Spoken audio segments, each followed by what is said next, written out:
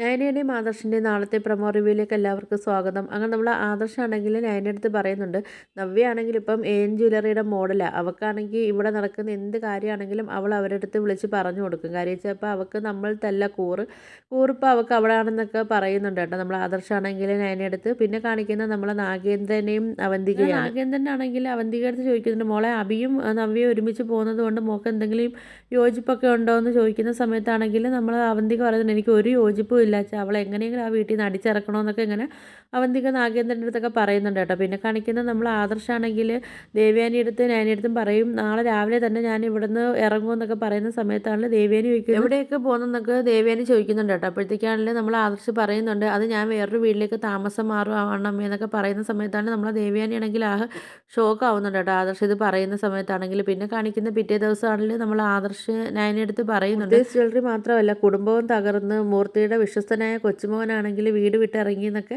നമ്മളെ ശത്രുക്കൾ അറിയുമ്പോൾ അവർക്ക് ഭയങ്കര സന്തോഷമാവുമെന്നൊക്കെ നമ്മൾ ആദർശാണെങ്കിൽ നയനയുടെ അടുത്തൊക്കെ പറയുന്നുണ്ട് കേട്ടോ. അപ്പോൾ ഇതൊക്കെ കേൾക്കുന്ന നയനയ്ക്കാണെങ്കിൽ ഭയങ്കര സങ്കടമൊക്കെ ആയിട്ടിരുന്ന് കരയുന്നതൊക്കെയാണ് കാണിക്കുന്നത്. അപ്പോൾ ഇതൊക്കെയാണ് നാളത്തെ പ്രൊമോ റിവ്യൂ ആയിട്ട് കാണിച്ചിരിക്കുന്നത്. അപ്പോൾ നിങ്ങൾക്ക് എൻ്റെ വീഡിയോസൊക്കെ ഇഷ്ടപ്പെടുകയാണെങ്കിൽ ഒന്ന് ലൈക്ക് ചെയ്ത് ഷെയർ ചെയ്ത് സബ്സ്ക്രൈബ് ചെയ്ത് കൂടുതൽ ബെല്ലൈക്കൺ എനേബിൾ ചെയ്തൊന്ന് ഹൈപ്പ് ചെയ്തൊന്ന് സപ്പോർട്ട് ചെയ്യണം.